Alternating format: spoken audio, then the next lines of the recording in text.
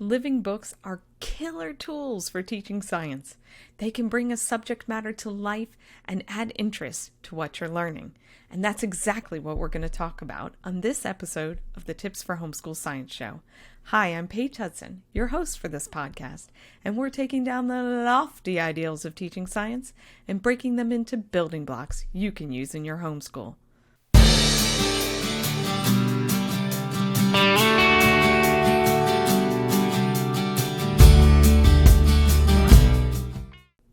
In last week's episode with Leah Bowden, the modern Miss Mason, we talked about what living books are and how to choose them and what to do after you've read a living book.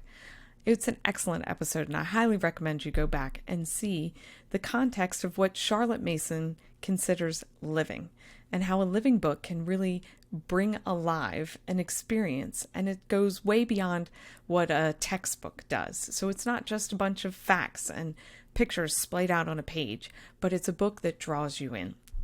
So, in short, these living books are written by someone who has a passion for the material that they are writing about. So in other words, if you're looking for a living book on science, it's probably going to be written by a scientist.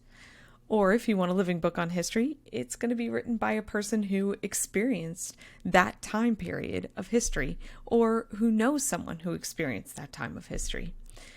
And the reason why is because it really pulls the reader into the story. It makes it come alive because the author is obviously passionate about their subject matter. So you want a living book to pull the reader in. And it happens in such a way that they don't even realize that they're learning about science or history or what grammar or geography or whatever your subject matter is. The reader is pulled into the storyline and they're learning along the way.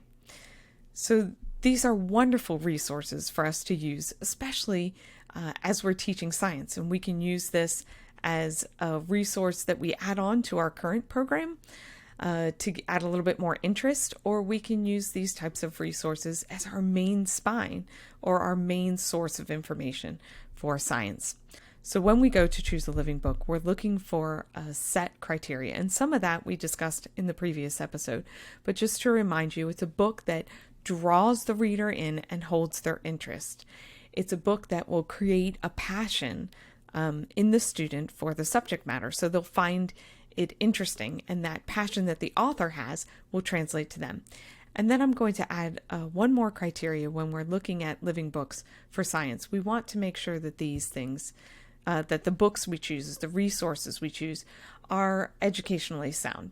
So we want the facts in them to be solid. So sometimes we'll have these older resources like the Wonder Book of Chemistry, and that was super accurate for chemistry knowledge 100 years ago. And that's fine to still read a book like that if you want to. It's a great resource to add a little bit of interest, and there are things in there that still hold true about chemistry. But there's been a few advances in that field since then. So that's a book that you're going to want to add some caveats into, or just make sure that your students are understanding that this is what we knew about chemistry 100 years ago. It's interesting, but we've learned a little bit since then, and we can dig into that later. So you're looking for books that will draw your student in. You're looking for books that will create an interest. They're written by a passionate author, and you're looking for books that are educationally sound. And the main purpose, remember, the main purpose of a living book in science education is to engage your students with the material they're studying.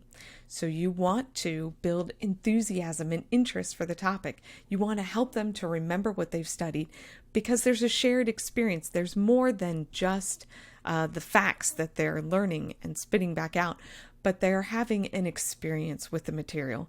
They're building a knowledge base in a fun and interesting way, so they're more likely to remember it. I'm reminded of what Miss Bowden said in the previous episode, and that's that we want our students to form a relationship with the knowledge, and living books are fantastic tools to help us do just that. Not that we can't do that with encyclopedias, not that we can't do that with textbooks. Both of those things have their places in our educational toolbox.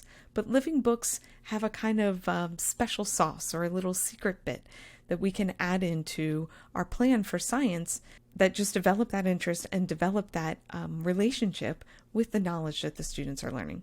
So I wanted to share a little bit of a book list, so to speak, of books that we've used in the past. Some of these are new ones, more modern options for science, and some of these are older ones. Like I said, it's perfectly fine to use a book that's written, 60, 70, 80, 100 years ago. We just need to make sure when we're sharing those, we're adding a little caveat of anything that we run across that we know more about now. But again, this is a great chance for us to have a discussion with our kids. So during the preschool and elementary years, I love the Let's Read and Find Out series. There's, probably 50 books now from that series that are just fantastic. Your library probably has most of them that you can pull, or you can get them on Amazon if you want to purchase them, but they're fantastic books for that preschool and early elementary age to add a little bit of interest for your students. And then when I think about older books that are good for students, I'm thinking The Parables of Nature by Margaret Gatty. There's the Among the Blank series. It's like Among the Farmland People, Among the Forest People by Clara Dillingham Pearson. Those are two older options that are interesting stories that have to do with nature that are great for your preschool and early elementary kids to listen to. Then for your elementary students, we have written the Sassafras Science Adventures, and this is a great way to take a journey as you learn about science. We've got so far zoology, anatomy, earth science, geology, astronomy, and chemistry is just going to be released in, probably about a month and a half. And then the final book in the series will be on physics. But these books follow the twins as they travel around the world learning about science. So you get a little bit of culture, a little bit of geography, and a lot of science as the twins learn and your students learn along with them. Then some of the older options are like the Thornton Burgess books, the Burgess Bird Book for Children, and the Stories of Mother Nature Told Her Children by Jane Andrews is an interesting one. The Storybook of Science is another by Jean Fabre, is another interesting option for your elementary students. Then once you get to the middle school years, I love to add in biographies. I'll do this during the elementary years too, but as you get into the middle school years, they're really beginning to read these biographies on their own, so we'll add a lot of those. I like the Who Was series, has good biographies. The Living History Library has some good biographies on scientists as well. And then the Story of Science series by Joy Haycom basically acts as a biography of key scientists, but also covers a lot of scientific concepts in the process. So those are some modern options you can use with your middle school students. And then older options would be books like The Wonder Book of Chemistry by Jean Fabre, Madam How and Lady Why by Charles Kingsley. And those are all very interesting books that your students may enjoy that cover science. And I forgot a modern option, The Mystery of the Periodic Table.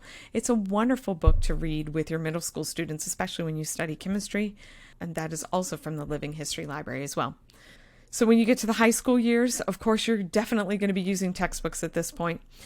And you probably will not be able to use living books solely, but there are some good living books out there. So Physics for Future Presidents by Richard Muller, The Disappearing Spoon and Other True Tales of Madness by Sam Keen, Microbe Hunters by Paul Ducruf, Napoleon's Buttons. I cannot remember the author for that. If you look in the show notes, there'll be a link to the post for this podcast, and I'll make sure that they're listed there for you. But those are just a few options that you can add in. And these living books, you can make them the heart of your curriculum. Something like the Sassafras Science Adventures is definitely designed to be the heart of your curriculum. Or you can add them in extra time. So you can read those on Friday Fun Day. You could read it during morning time. You can read these living books to add a little bit of interest into your current science program, or you can let them be your science program. However you choose to use living books for science, you can't go wrong in creating interest and a passion in the subject within your students by using these resources. So I hope you get a better understanding of how living books and science can partner together. Next week, we'll talk a little bit about what it looks like to use living books solely as your source of science for the elementary years. Thanks for listening, and I hope you have a great week playing with science. Thanks for listening to Season 10 of the Tips for Homeschool Science Show, which is sponsored by our company, Elemental Science. At Elemental Science, we have several series of award-winning programs, including a series with living books to help you teach science. Sassafras Science Adventures will help you enjoy a journey as you learn about science. The newest installment of the Sassafras Science series is coming out in April of 2023. This volume will be a journey through the periodic table. It's all about chemistry, which is my personal favorite subject. Head over to elementalscience.com to learn more about the Sassafras Science Adventures and see how we can help you teach science at home.